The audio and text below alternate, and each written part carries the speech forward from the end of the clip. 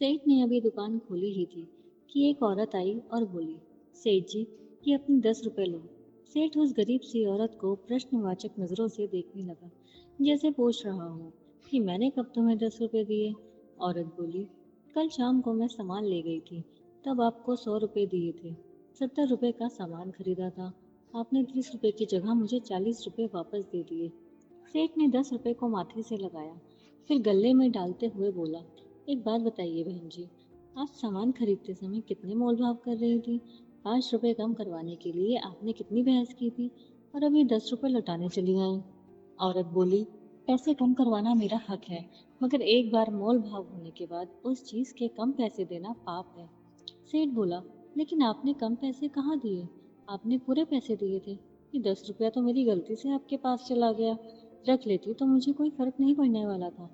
औरत बोली, आपको फर्क नहीं पड़ता, मगर मेरे मन पर हमेशा ये बोझ रहता कि मैंने जानते हुए भी आपके पैसे रख लिए, इसलिए मैं रात को ही आपके पैसे वापस देने आई थी, मगर उस समय आपकी दुकान बंद थी।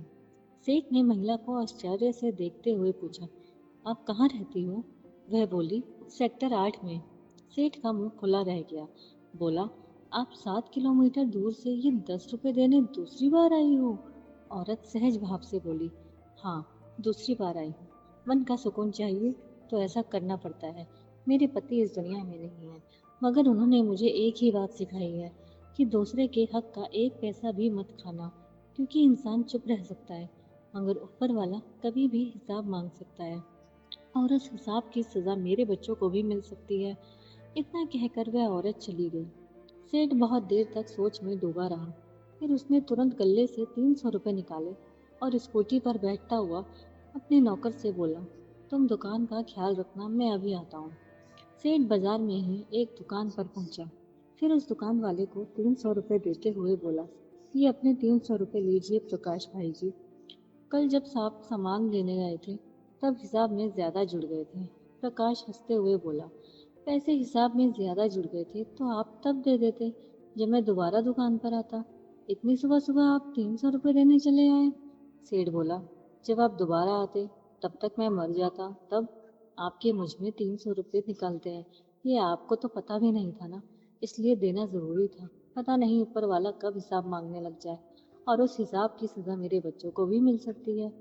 सेठ तो चला गया, मगर प्रकाश के दिल में खलबली मच गई, क्योंकि 10 साल पहले उसने अपने एक दोस्त से 3 लाख रुपए उधार दिए थे, मगर पैसे देने के दूसरे दिन ही दोस्त मर गया था। दोस्त के घर वालों को पैसों के बारे में पता नहीं था, इसलिए किसी ने उससे पैसे वापस नहीं मांगे थे। प्रकाश के दिल में लालच आ गया था, इसलिए खुद पहल करके पैसे देने में नहीं गया। आज दोस्त का परिवार गरीबी में जी रहा था। दोस्त की पत्नी लोगों के घरों में झाड़ू पोछा करके बच्चों को पाल रही थी, फिर भी प्रकाश उनके पैसे हजम किए बैठा था। सेठ का ये वाक्य, पता नहीं कब ऊपर वाला हिसाब मांगने बैठ जाए, और उस हिसाब की सजा मेरे बच्चों को भी मिल सकती है, प्रकाश के मन में गूंज रहा था। प्रकाश 2-3 दिन तक टेंशन में रहा। आखिर में उसका जमीर जाग गया। उसने बैंक से 13 लाख रुपए निकाले और पैसे लेकर अपने दोस्त के घर पहुंच गया। दोस्त की पत्नी घर पर ही थी। वह अपने बच्चों के पास बैठी बतिया रही थी कि प्रकाश जाकर उसके पैरों में गिर गया।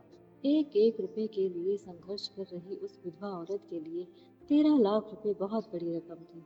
पैसे देखकर उसकी आंखों में आंसू आ गए। वह प्रकाश को दुआएं देने लगी, जिसने ईमानदारी दिखाते हुए पैसे लौटा दिए।